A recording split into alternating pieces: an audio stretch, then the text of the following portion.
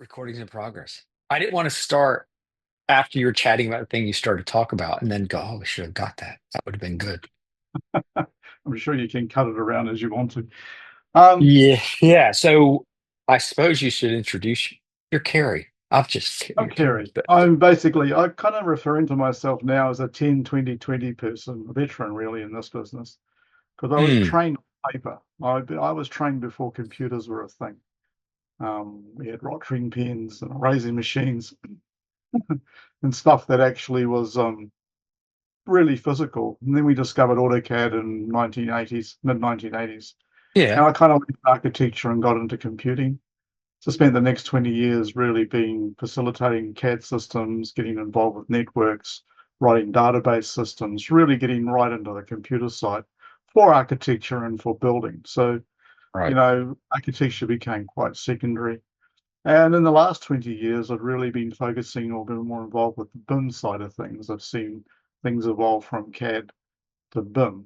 And I've got a lot of experience in large teams and small teams. Currently, I run a small consulting practice that builds content for various manufacturers across New Zealand.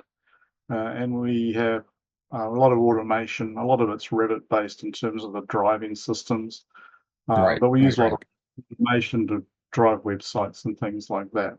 So I have a lot of experience in trying to kind of stick things together and make processes work um, as part of being productive and effective, really. In terms of kind of the nature of the type of teams or the small teams we're talking about, I mean, we're talking about 3 to 5 people. Right. Like three in my team. It's me who actually runs it. I have a draftsman, but I also have a professional who works with web and programming as well. We collaborate with. He's not even in the same city, but we work quite well together to make that stuff work. Now Um, you're located where? I'm located in Auckland, which is Which North is Island, New never heard Zealand. of it. New Yeah, Zealand. New Zealand, the other end of the world. At other end of the hemisphere. And you brought up The an hemisphere. interesting something that caught my attention was your reference to having to be hyper efficient at scale and at speed because of some of the constraints of being, I don't know, is it New Zealand? Is it because of the cost of things? What's where I does that think constraint come from? this constraint comes from just not having the resources. Stuff is Hmm. relatively expensive to other markets, like we have in terms of our standard of living and the cost and exchange rate of software. I mean, AutoCAD or Revit is effectively 4 times the actual real cost than it would be in the US. What about hardware? What's the cost Hardware is relative? quite cheap, what we Hmm. find. It's expensive, but hardware has definitely taken a back seat in terms of costs. Hardware is compared to what it was 30 years ago, it's not the Right. significant the cost. It's really your subscription on the software and the people that you've got to actually make the stuff go. So, the expensive part in terms of refining these types of processes, you really need to look at making the software work and the hardware work as hard as possible for you Hmm. in order to be effective. So we actually look at the processes. We make design processes that are repeatable. If we have to do something 3 times, we'll automate it, or I automate it, Okay. uh, and kind of make it work so it's effective.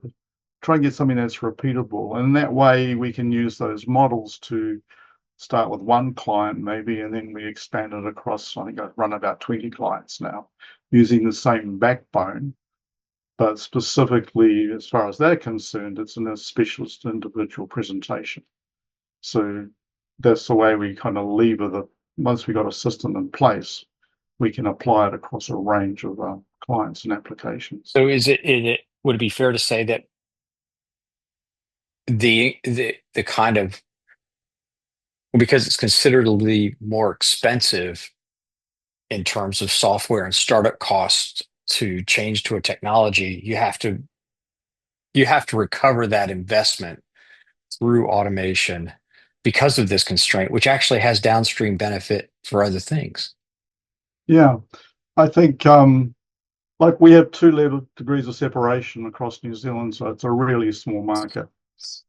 People and know people, and that's Population about it. wise, what are we at? 5 million Five now? million, Okay. 5 million. And in terms of the type of work I do, there might be half a dozen other people or organizations that are working in that area, and we probably know each other. So there's that level to think about as well. From an Um, accountability standpoint, I mean, if you're known by other people and you can't be anonymous, you have to do good work.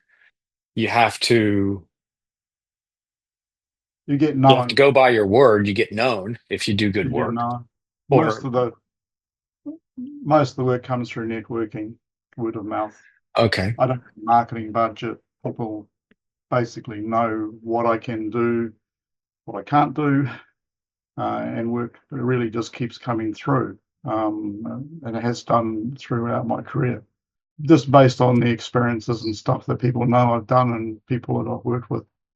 So Hmm. I worked with a lot of people over the last 40 years, so I'm kind of known. But clients also come and go as well. You work for a Well, I mean, period from of the time. standpoint of large firms, we talked about gaining efficiency for large firms and small firms or teams. It seems like Yeah, every big firm is just made up of small teams. It's, just because of the delegation of work. So this mindset towards efficiency that scales for large organizations or small teams, is it does it have to do with the tools or does it have to do with a certain mindset? I mean, how do you think you'll approach I this I think session? it has to do with the people involved and knowing that they Okay. actually know how to apply it. The tools are Hmm. important. I mean, that's the means by which you deliver the result. Um, Getting people with the right passion to drive the thing is always the issue I've found. If you go into a larger organization, you really need to identify a personality who has the passion and drive, what we used to call in the old days a CAD champion. Okay. And Yeah. and that would be at a director level because they are really the only people that have the power to make the decisions to buy the Intergraph workstations at $2 million, At which 40, are 40 years ago or 45 years ago. Yeah. yeah, and it's still the same today. You need to have directors, that understand what they're getting into, understand what they want out of their technology, and are prepared to put resources into a strategy that will deliver the practice of the organization in that direction. And that happens in quite a lot of areas, though I have seen a change in that things are now moving from a collectivization of resources and bigger firms maybe into smaller teams that actually collaborate. So Right. if you've got a small team that has specialists, they can far more nimble in terms of dealing with situations and bouncing around projects. And also a smaller team can have a specialization on board that can be put through a range of clients without maybe a larger collective, keeping that resource internalized. So it's kind of more limited. So I think there's starting to be a move away from the larger, big iron firms into maybe a series of smaller teams that collaborate across the internet. I mean, I think the communications aspect has been solved. I mean, I'm talking to you now that Right. Right. Right. 15 years ago would not have happened. Hmm. So that whole infrastructure is kind of in place. I think the emergence of AI is also starting to expand smaller teams' capabilities to actually take on bigger stuff, resolve it. You know, rather than taking 3 hours to write a summary, you can do that in 30 minutes or 3 minutes, depending on what Right. AI you're using.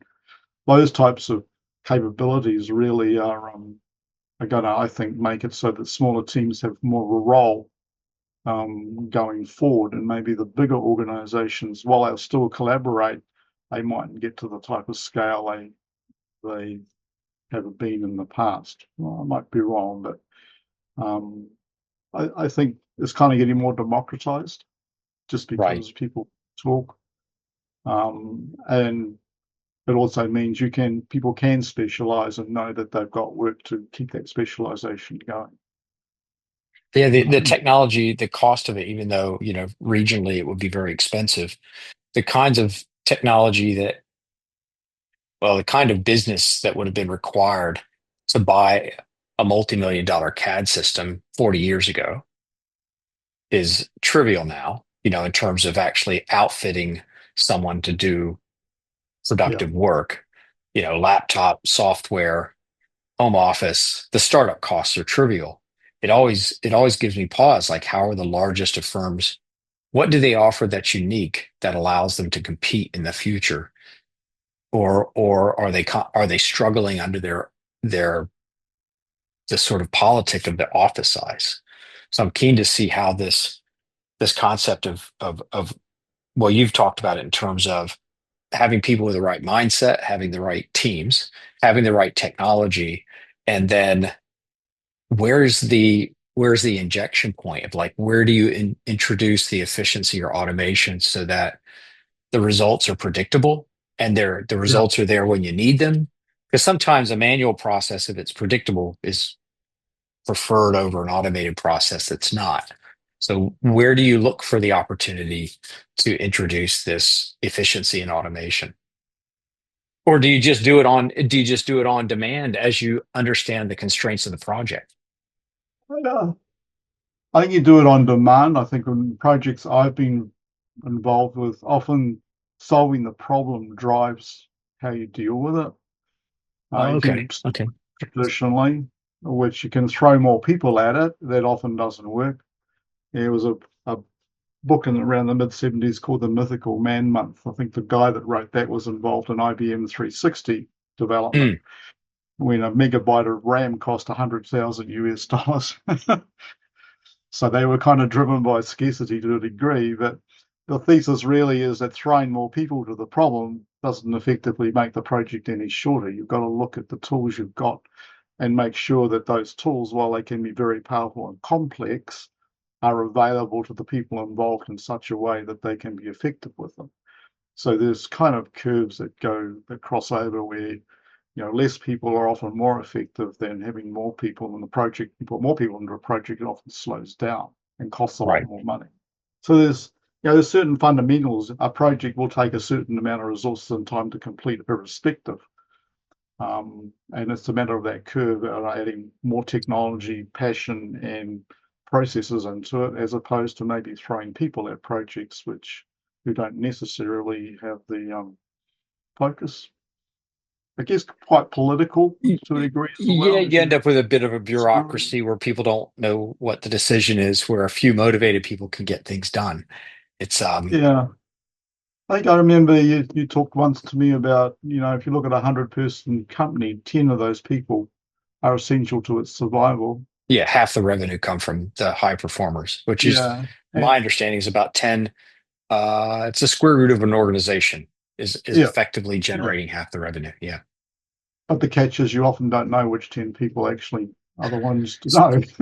You'd better, if you don't know who they are and they start slipping out the door, you've got problems real fast. Um, Exactly. yeah, no, Yeah. so I think it's an interesting problem to solve, identifying who the high performers are, understanding the efficiencies, which at the outset may not be fully understood, moving quickly and nimbly to identify what do you want to automate as a best practice versus what might still be manual. Um, and if you and actually it comes out of this concept of sort of creativity through restrictions. Like, having a restriction forces you to be more creative in ways Oh, that you might a- not otherwise have been. as an architect, the worst brief you can get is an unlimited brief because you've got no Okay. foil, you've got nothing, you've got no wind in your sails because you really don't know what you're going to get. What to But if do. you've got Yeah. constraints, that kind of empowers you to be innovative to work against those constraints. I mean, you have the site, you have the restrictions in terms of heights and stuff like that. That starts to drive the design of the system. And I think it applies to a lot of things. Having the The constraints, restrictions create the opportunities. absolutely. All right. Like the wind creates for the sail to move forward. I mean, you can't do it without having wind. You can't sail without wind. Yeah, if you're not going the right direction, it's just like, well, let's just go this way. No, you can't. Yeah, you're stuck in the doldrums, so to speak. All right. You're Yeah, going to lead this discussion in about 8 more weeks, 9 more weeks. I know. Looking Looking forward forward to to it. seeing you, Kerry.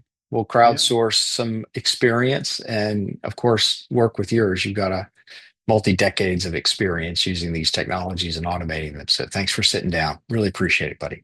Not a problem. That's excellent. Thank Have a you. good day. Take care. Cheers.